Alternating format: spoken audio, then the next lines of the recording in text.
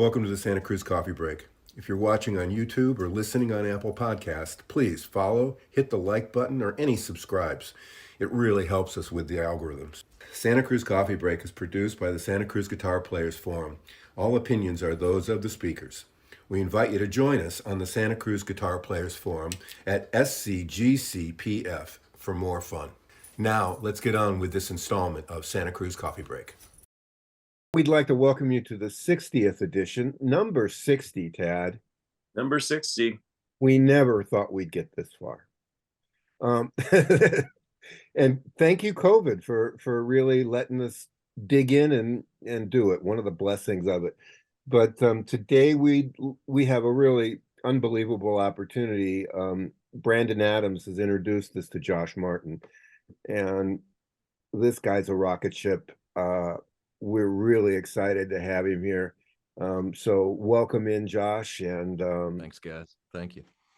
We are honored and blessed to have you here. Well, it's good to be here. I've been such a big fan of Santa Cruz Guitar Company for a long time, and it's always cool when you meet cool people who introduce you to more cool people, and it just keeps going down the line. So glad to be here.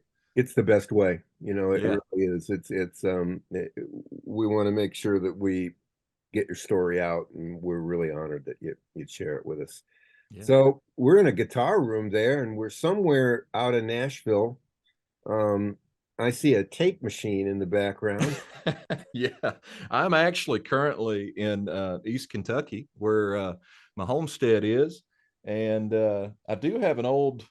It's an old Tascam tape machine that me and my dad had an old studio when I was growing up, and that was actually what I cut my teeth learning to record music on, was that old Tascam. It's a 24 track reel to reel, and gave me a real good introduction into the recording side of the music business. And yeah, that it needs a little work, but doesn't everything that we have.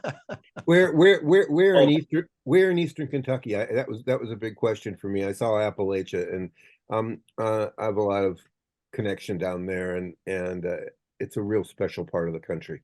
Oh, it is. Yeah, actually, I'm from a little town called Eastern Kentucky. So, hey, if you're looking for somebody who's a true Eastern Kentuckian, you found him. Okay. But the closest couple cities, I guess, would be Prestonsburg. Pikeville is probably 45 minutes from me here. And then, yeah, we're almost in Virginia and West Virginia over in this part of the woods. So, but like you said, Richard, there's such a hotbed of music that happens and just happens to come out of here. Within the past 30, 40 years in the country music business, it has just been incredible. The ratio of musicians that have came out of this neck of the woods. So, yeah. Yeah, that's fantastic. You grew up there. I did, yeah. Born and raised, and moved out of here briefly to go to school. I went to the University of Kentucky, graduated there in 2011, and then shortly after that, we moved to Nashville and started my music career down there, and spent about 10 years in Nashville, and COVID happened, and everything was starting to go virtual. And, we were doing a whole lot of traveling during that time. And I was only finding myself going to Nashville a couple times a year, and that was to record. And I said, well, daggone, let's go back home in the hills and get a little East Kentucky inspiration in this thing. And so we wound up found our way back here, and it's been a very big blessing. So, yeah. I think what I remember of my time down there, and I was part of a youth singing group for a couple of years. We would come down, and we based out of Hazard. Mostly. So we were a little south of where you are. Yeah. But the people and the lifestyle and the music that came out of it. I thought I was a pretty good guitar player, and people would come to see us after shows, and I just, here, take this. Dude, I tell everybody, like, there's not really much else to do around here besides fishing, basketball, music, you know, just moonshine. That's that's about the four professions that you find back in these hills. But yeah, you know, growing up, it was like you would meet these people. You would go to jam sessions, local jam sessions, and you know, like the old wise, you know, elders would be sitting there, and everybody would be gathered around them, and everybody would just be soaking it in. And then there would be three or four younger guys who, after that jam, we would exchange numbers and then wind up, you know, farther back in the sticks at old picking shop, you know, and you know, we'd hole up and start a little band. And it was just, it's amazing to me. I've thought about this a lot, like, for the number of musicians, the number of great musicians that you've witnessed in your lifespan, how many more equally great musicians you've never even heard of? And I think probably a blue million of them are hiding out, you know, back in these hills. So It sounds strangely like some kind of an Animal Planet episode, you know, where all the old masters, you know, are playing, and the young bucks are forced to leave the camp so they can go out and define their style and come back and take over the leadership. yeah. I was co-star in that episode, by the way. That's exactly what it is, though. It's such a cool culture that Is there a lot of mentorship that goes on, or is it headbutting, or is it's yeah, very informal. You know, you'll have somebody who will, you know, just, you gravitate toward them, and it's never one of those things like, hey, will you know, you mind if I come? It's just, hey, we're picking up the holler here at, you know, 10 o'clock tonight. Show up, or, you know, don't miss out. Yeah. So but yeah, it's a very open door type of a music culture around here, and that's one of the reasons why I loved the thought of Nashville. Was historically, uh, you know, Music Row uh, was one of those cultures to where they had an open door policy. You know, as long as you're good, come and show up. And I learned the hard way that that's kind of, you know, kind of telling out. And it was a real melancholy type experience down there, because you saw glimpses of that, and you really wanted to, you know, participate in it, but it wasn't like you thought it was going to be. It wasn't like home here, where everybody's just like, well, look, hey, here's this lick, you want to, you know, there's no secret behind it. It's just, here you go. yeah, it, it's sad. It's sad to hear you say that that's kind of tailing off, but I suppose, I mean, Nashville has grown so much. Yes. Yeah. It's the state bird is the crane there right now. Pretty much. Yeah. Yeah. I mean, I moved out of there a year and a half ago, and even going back now, you know, we've been working on some new projects down there, and I've been in and out of town probably, you know, at least once every 2 or 3 weeks. And just the growth, just the number of sky rises that are being built or are new to my psyche, it blows my mind that they can put them up that quick, you know. But it is growing, and they're trying, you know, they want to make it into another metropolis like Atlanta, and more power to them. I mean, I hope they get whatever they want out of it. It sounds like you might have had a little bit of a heads up in this process. You were saying that your dad had a recording studio. Was he a musician, or do you come Yeah. from a musical background? Yeah. My my whole family is very musically oriented. Whether they play or whether they sing, most of us can carry a tune and kind of understand the mechanics of it. Dad used to play in a gospel group. They kind of based their whole artistry around Bill Monroe and the Bluegrass Boys, and they called themselves the Bluegrass Gospel Boys. And so, as I was growing up, he was in this band as long as I could remember, and I always wanted to get to the point where I could stand on stage and play with these guys. You know, they were. I thought they were just amazing. everything they've done. And so I was about 10 years old and asked Dad if he would get me a guitar. And sure enough, he bit the bullet and bought me a little cheap Takamine guitar. And I started messing around with it.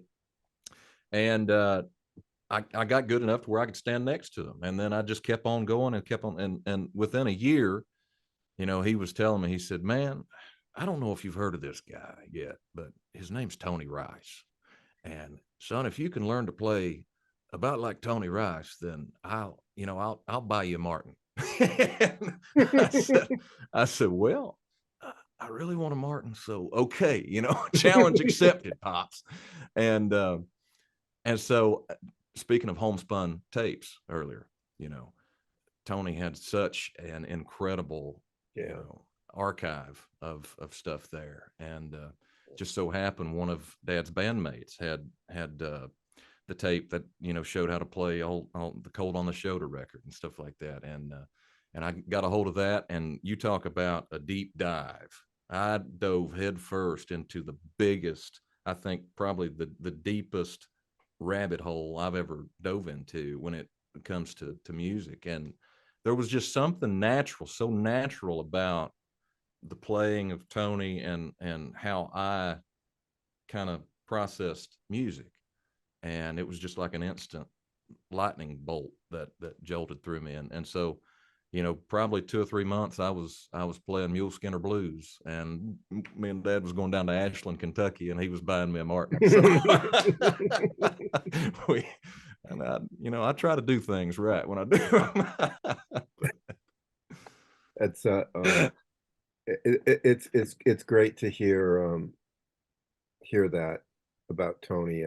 There's a definite connection with him and Santa Cruz Guitars. Oh yeah, for sure.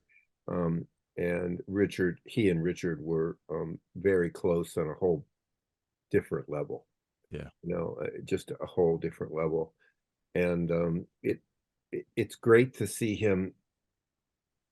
It's great to see bluegrass music coming back. Yes, absolutely. I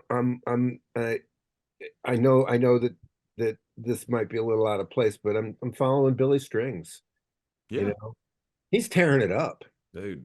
He's filling big rooms, and yes, he's taken it. He's taken, and that's the thing that I love about Billy is he's taking that art form and making a production that will introduce it to a whole different crowd, and I mean, there's people that's biting the bluegrass into that. They're buying it. And historically speaking, those people wouldn't be anywhere close to it. But Billy is he's killing it, man. Like you said, I'm so happy for him. Yeah, it and I think it's great for the rest of you guys. Yeah. I think it opens up it just, oh yeah, well, I saw him. Well, this guy's got this whole thing going on, and I don't know I don't know how much Chris Thiele, has an impact of that with Prairie Home Companion and just what he's done to bring a very traditional instrument, a couple very traditional instruments, banjo as well, to the forefront of people's consciousness. Well, everything, we learn from history is that it repeats and it's cyclical. And, we tend as a culture to stray away from things that we're familiar with, and they go back into the dark archives for a little while. And then we get sick and tired of the newest thing. And so we crave the older thing once again, and it's this vicious cycle of boom and bust with everything. It just seems like, and I'm just happy that there are guys like Billy and Chris and Chris Eldridge is another monster picker that's out there and just doing tremendous things. I'm glad that those guys are here for this rise of bluegrass again. What an incredible era we're going to have here in about a year or two, when it's just amazing. I just saw Chris and I just saw that 5-piece, with I'm trying to think of who the banjo player was, but the bass player, Was it Noam? yes, Yeah. yeah, just and I loved the whole show. I mean, everybody was gathered around one microphone, and it was very cool, Oh yeah. and Yeah. everybody's listening, Yep. you know, Well, everybody's it's listening. mystifying, because that whole, I've learned so much these past 2 years. We in COVID, we were introduced to a whole new world of an area of the country that hasn't really been exposed to music in that light, and it's up in the Great Lakes area of Michigan, and these guys up there, man, they're just so mystified with the interplay of the bluegrass ensemble. We're all listening and participating through the whole show and communicating with each other with our instruments and with our voices, and around one mic. Oh man, the movement and just the personal touch that it is, the intimate experience of being around this big condenser mic, and we're fighting for soundscape, and it is a mystifying performance. Is that how your band is doing it with one mic? We've been doing a lot of shows with one mic. I'm kind of interested to get in some bigger rooms and to see if we can make that, keep that going and make it work. It's a bit of a challenge once you get all the ambiance in there and trying to control that. But we love the one mic setup. It's just so cool. There's this crazy thing that happens with that half step back. If you're just if you're if you're tuned in to what everybody's doing, that little half step back just lets the dynamic go to somebody else, and Yeah. and it's very oceanic. I mean, it's wavy, and it's up and down, and Yeah. God, it's It's that beautiful. roller coaster ride that people haven't gotten with pop music in in modern times. Anyway, you've Well, got the wall of sound versus this ever-changing dynamic. well, think about the audience, for Northern Michigan. I mean, Ted Nugent. Yep. Uh, Ted, no, the let's Kiss. think about him. Yeah, if that's their point of reference. It could take you to some pretty weird places. Tad, I cut on you. I'm sorry. No. I said let's not think about him. That's no. I was going to say earlier. You're talking about the ebb and flow and the change of things, and I'm just glad that I'm in this place where this kind of music and these kinds of musicians like Josh are on the rise, and people are more willing to listen to this and understand the dynamic of the multiplayer scene, where people are sharing and listening and working with each other, as opposed to the, I don't know even how to describe it, the boots and spandex and makeup that seem to define music for that whole beginning of the MTV thing, Yeah. where it wasn't so much the quality of the musicians or the quality of the music, but how much of a visual presentation you could make. I hope I'm gone before that comes in the next come around, whatever is going to be happening. Well, Tad, but I mean, that's the interesting part of it. It is like I've seen within the last 10 years, I've seen both sides of that spectrum, because that spectrum, what you just said, like the MTV crowd is still thriving. And there's almost like this great divide within the demographic of people who digest music in this modern age. Like half of them will participate in that thing, and the other half absolutely despise it, and they want something more real.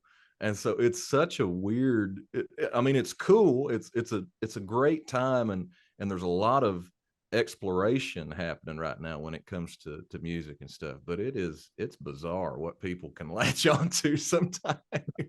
Do you think that exploration came from COVID? When people, when all of a sudden the doors shut. Yeah. I mean, and you either got to get along with yourself and what you do. Right. It could have been a big driving force in propagating that quicker. I'm just an eventual person that sees, like, eventually these things will always happen. Uh, music is always going to move down the road, but it'll always come back around too, in a way that pays homage to stuff. But I've got a lot of friends in the pop music world, and they found the COVID setup very, very conducive to what they were doing, because they lock their doors and they don't come out of there for hours and hours and hours. I'm more of a band oriented guy. Get us in Studio A and set up a few mics, and we're gonna lay this thing down in 2 hours, and then we're we'll fix it later if we suck, but yeah. Okay, none of this explains my wife's infatuation with young Korean boy bands, but we won't go there now. Oh, you could have kept that one to yourself, Dad. I don't know if I need that visual. Tell her I'll be praying for her, Ted. Tell us a little bit about your new band. Tell us what's going on now. Yeah, so this new band, it's called the Woodbox Heroes, and we, like I said, the past couple of years, we've kind of took this band camp trip in the heat of the summer in the South to northern Michigan, and it started out in COVID year, and I was going to take the band at that point, but COVID happened, and we couldn't have that many people. So the guys up there decided that I should come and do little small songwriter things in the backyard and stuff. And so we done that.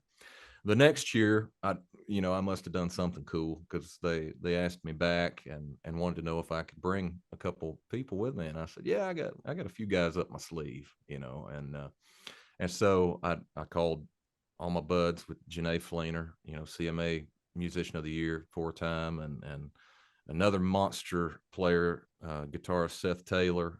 He's actually playing mandolin with us. And then Matt Menifee, who to me is, you talk about musical exploration. Matt is, just an incredible virtuoso on the banjo. And we took that group and a bass player up to northern Michigan in 21 and just rocked their socks off. They acted like, and this is no joke, they acted like they'd never seen music before. And so we left thinking, well, maybe it's just because we're coming out of COVID, people haven't been out doing stuff, and maybe that feeling within us is kind of like that too. Well, the next year, which was 22, I asked Barry Bales, longtime member of Allison Krauss and Union Station, if he would be interested in going and making the trip on the bass, and he agreed. And we went up and we done 9 shows in 10 days, and wow, every one of them was just something different, kept you involved, and everybody was just beside themselves yet again. And so we were like, well, maybe this is something, that we're not thinking of. And Janae looked at me and she said, yeah, I think this is a band. And I said, yeah, I do too. You're probably right. And so it took us until about September to get in the studio and start cutting. But when we did, it was just, it truly is undescribable when something of this nature starts to happen and starts to come together, and you start to see the different avenues that are going to be, up ahead for the group. And we've went from starting our recording process last September to we're going to make our Grand Ole Opry debut in August. So it's just Hmm. happening lightning fast. And man, I just, I'm just hanging on for the ride. Congratulations. That's enormous. That that's uh that's magic. It is. Yeah, that's a great word for it. Yeah. Yeah. Magic. Well, so that brings up a point I wanted to ask you about. You said you went up there to do some songwriting workshops. Yeah. Songwriting is something you're really good at. That's I'm really glad that Brandon made this connection for us, because I've been listening to your music a lot, and you have a really good ability at putting together songs. I mean, they're just very natural. They sound good. They sound like the kind of songs that you'd like, wow, why isn't this on the radio more? Well, uh, that's yeah. so you're talking about starting up this new band and going in and recording. Is your songwriting adjusted by the people that you're playing with, or do you just write and say, okay, here's what we want to play? Right. Well, I've written, I mean, one of the blessings of being in Nashville and being in the songwriting scene was, I've written, at least 200-300 songs in a short period of time. So you've got a big pool of songs to choose from.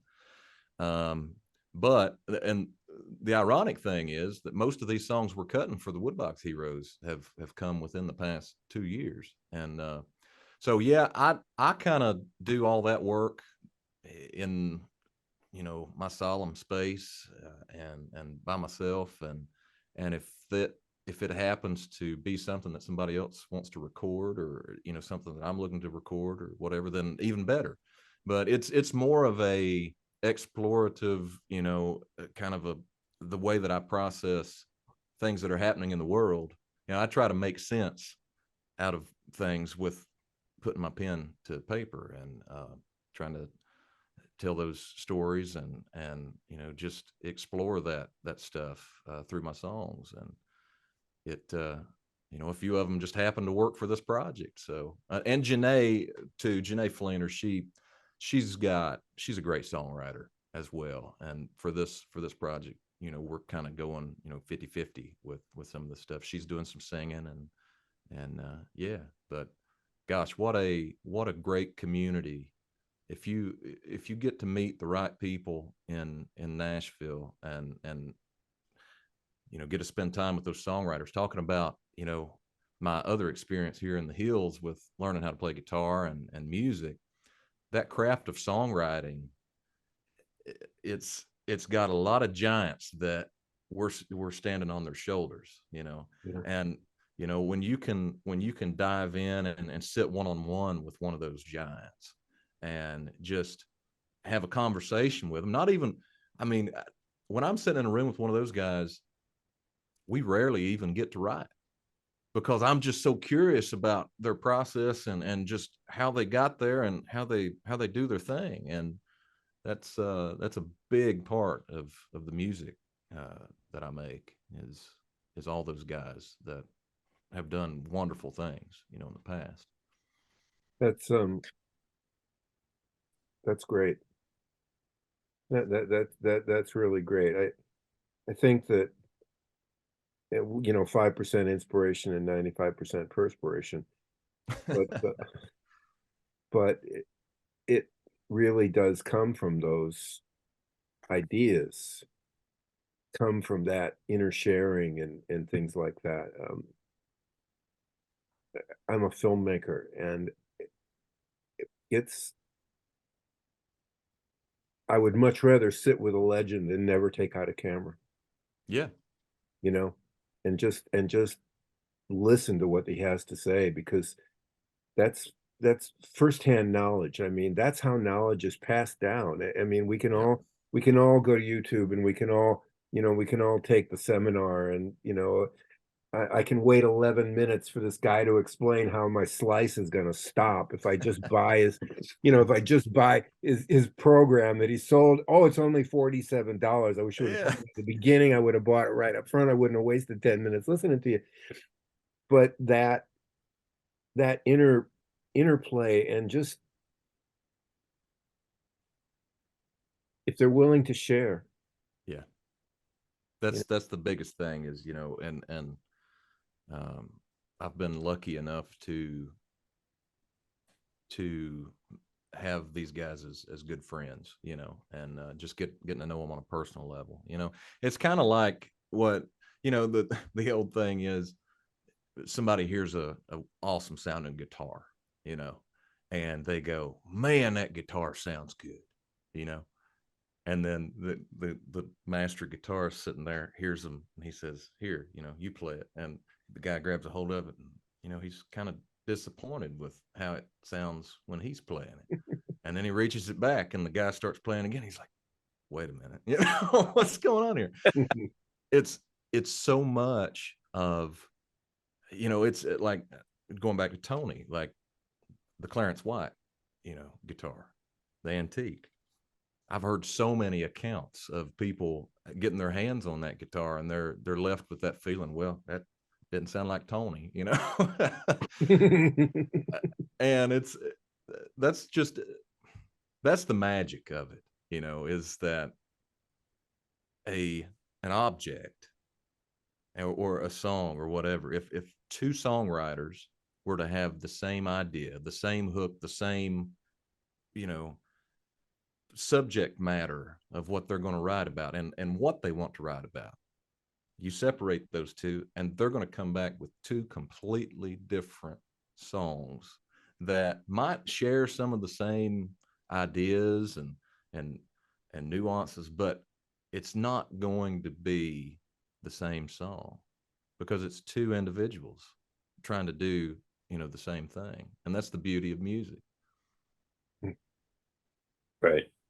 Well, and you could say that same thing about the themes of so many of the songs. I mean, falling in love, falling out of love, losing some, they're just certain themes that are so standard and have been at the core of music since music started, probably. I wasn't around, I can't say for sure, but the way everybody approaches those things and the way they present them, from the filter of their existence is what keeps them interesting and keeps us listening and keeps us searching.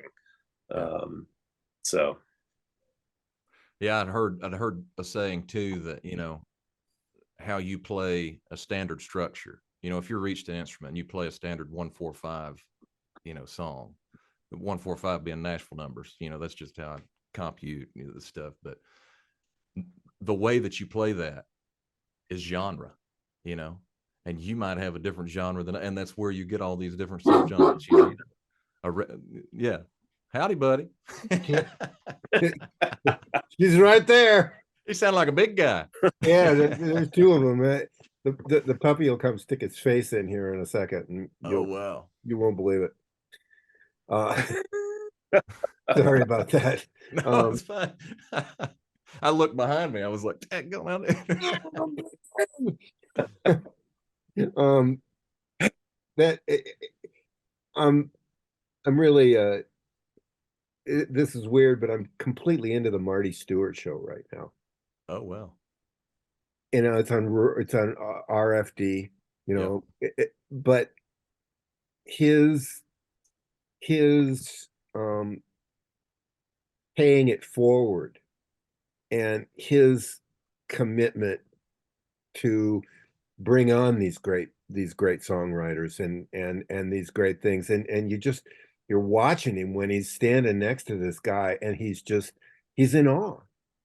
Yeah. Because there goes my everything, I mean, holy cow. Yeah, pretty good song.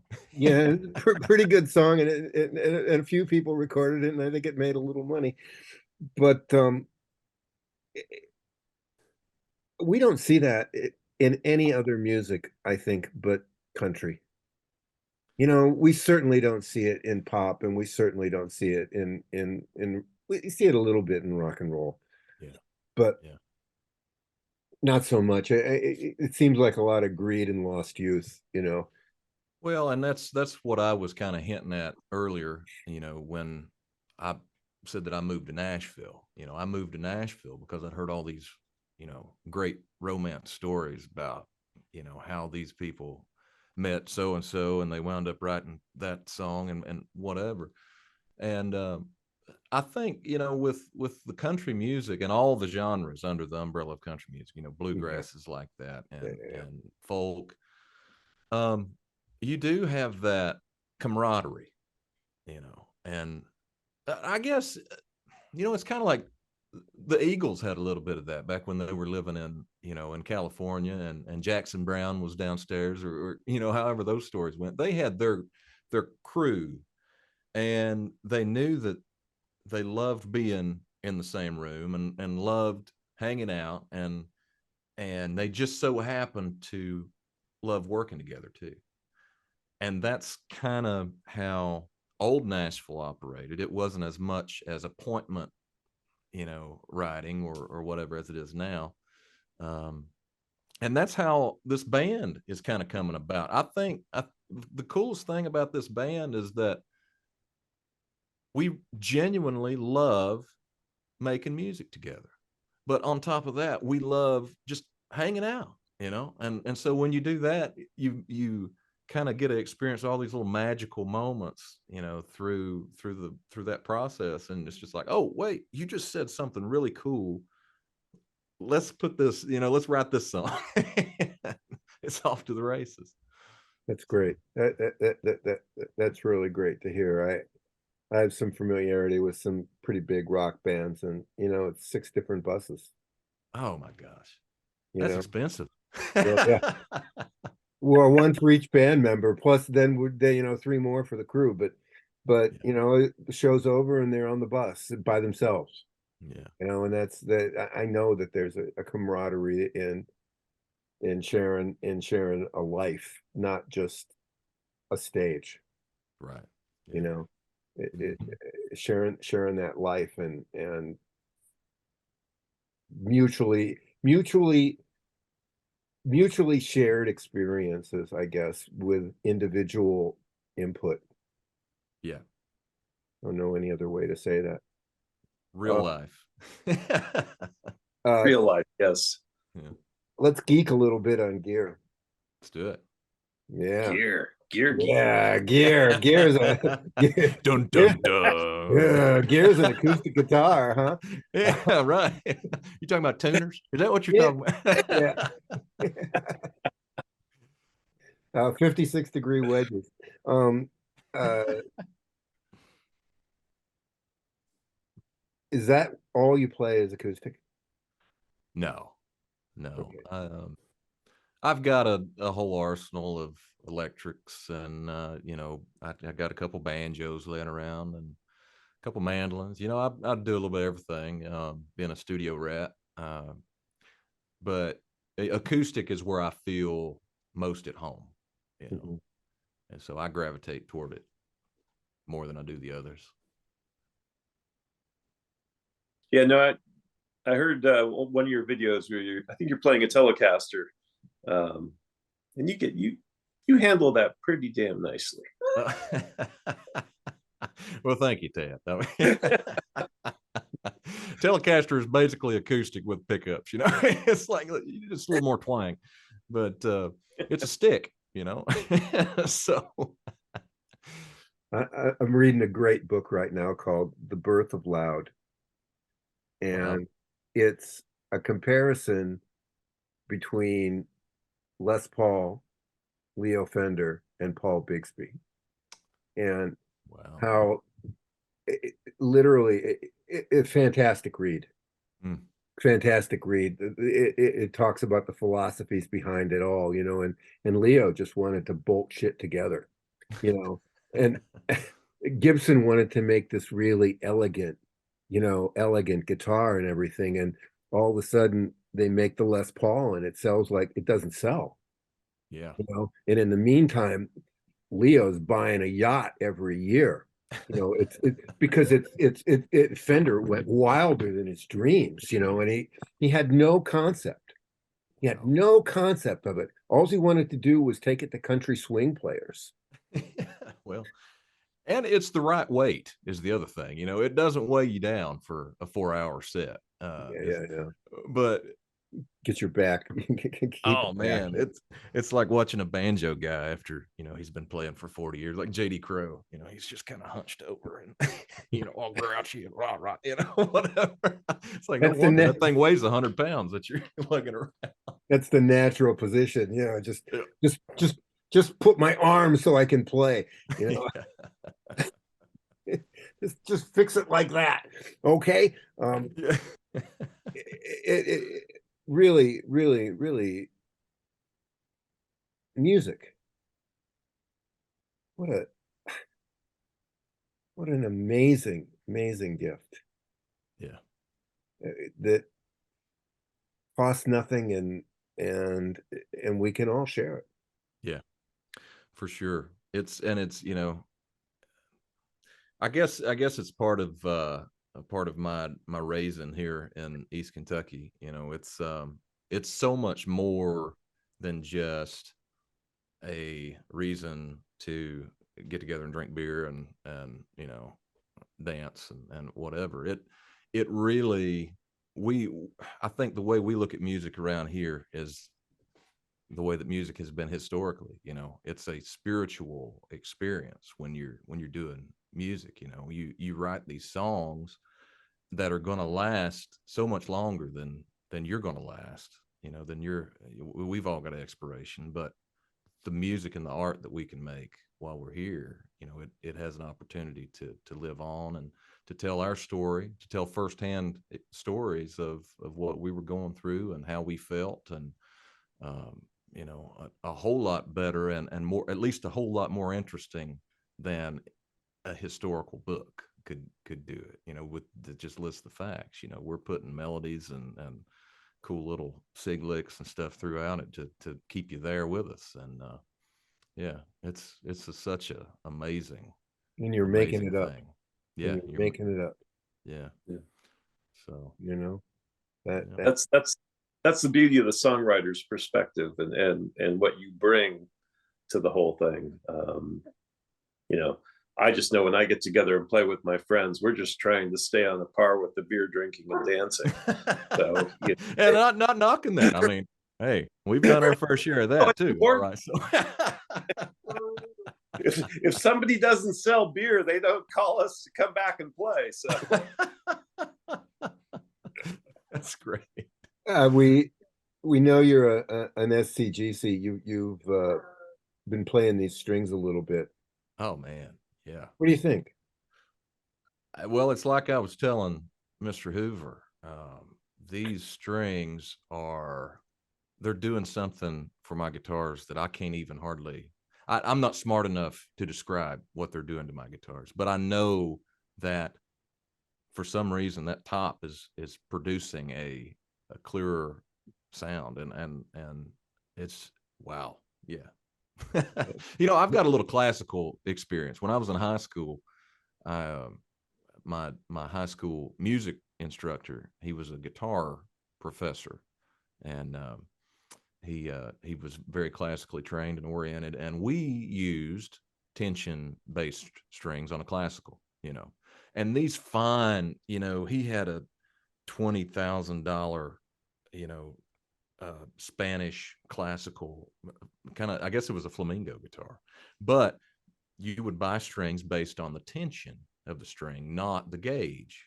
And so when I was approached with these strings, it kind of took me back to that, because I remember experimenting a little bit with that, the tension, and it does make a huge difference if you have equal tension on just the right tension on each string and all that stuff. It's just wow.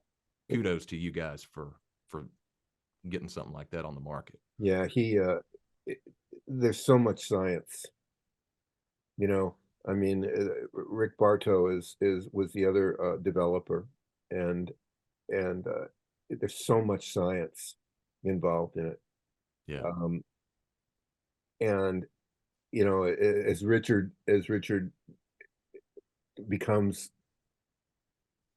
more toward the end of his career and things like that, I think that's the legacy he wants to leave, is that, you know, yeah, there's a lot of magic in it, you know, and there's a lot of myth and all this stuff, but it's based in science. Yeah. And you know, if this is the way it is, and you I guess I guess you gotta go beyond the guitar, you know, Guitar Center kind of mentality, you For know, sure. Yeah. you know, and you're just looking a little deeper, and how can I get more out of this creation? Yeah, and that's the thing, you know, with I think Richard has done a very he's got a very similar approach to how I've always approached tone and tonality. Um, you know, used to I would pick up a guitar when I was first starting and I would just be happy to get the notes, you know. And then I started recording. Mhm. And that whole process of having a mic in front of you and playing and doing a pass down and then listening on good quality speakers back, you're like, that didn't quite sound like I wanted it to. What can I adjust to get that to sound like, you know, acoustic record, Tony Rice, you know, and it's that process of trial and error, you know, that scientific process that it everything goes into it. The guitar, the woods, the strings, the fingers, the, you know, the picks. And wow. Science, true science. There he is again. Yes, they're Squirrel. doing some construction in the house kitty corner behind us, and she's got to make sure that they keep their, you know, themselves in line back there, Yeah. because she runs the neighborhood. Of course. The puppy's in big competition for neighborhood dominance, but right now she's got it. Josh, you've been unbelievably. Tad, do you have anything? I was just going to ask Josh if there was any plan to have him out here on the West Coast where we Yeah. could catch Man, the shows. Maybe have him come by the shop. You know, dude, that would be amazing. I'm sure within the next year, the way things are going, guys, I'm sure we'll be making a run out y'all's way. So definitely, I'll keep that in mind and be looking forward to that day because, wow, you know, Santa Cruz, uh, it's yeah. it's just amazing. If we're not on fire or underwater. Yeah. yeah, yeah. Minor detail. Which has been our moniker for the last 2 or 3 years. If we aren't burning up, we're drowning. Right. Minor details. Minor details. Yeah. Well, when it happens, you know, you got 2 tickets sold. So, you know, hopefully that'll encourage you. I think 4. 4. Yeah, you're already there. You know, I mean, hey, we might not be playing the Greek, but we'll that's gas money from, you know, Berkeley to San Francisco. I mean, yeah. Let's do a private listening room concert in your shop. Yeah, the Greek is kind of uncomfortable. Maybe the freight and salvage. Maybe, yeah. Well, Willie Nelson just done his big 90th birthday celebration at the Hollywood Bowl. You know, a lot of my buddies were out there, and wow, you know. And speaking of that, you know, here's another cool little thing. You know, it took Willie Nelson 90 years to make a bluegrass project, but I got the opportunity to play guitar on it, and I just cannot believe that I can even say that with you know, that my name is my guitar is going to be on a Willie Nelson project coming out. So yeah. That's got to feel great. Oh man. Yeah. That's got to feel great.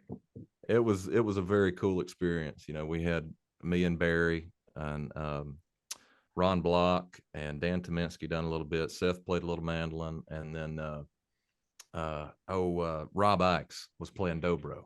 California guy, Rob Ikes. So yeah, it was an awesome band. Wow. So. We can't thank you enough for your time. Well, I hope thank you guys so much. I hope we can do a little for you. We'll make sure that everybody gets all your links and stuff like that on our post and Facebook and all that. And cool. And just wish you all the best. I know you don't even have to do that, because you can just tell from your spirit that you're going to stay focused and on track and meteoric. Well, Richard, I appreciate that, and Tad, great to talk to you too. Thank you guys for the support, man. It means the world to all of us out here that's just trying to make it happen. Well, we really appreciate you being so open and sharing and just giving of your time. We can't say thanks enough. Well, I appreciate it, guys. Thank you all.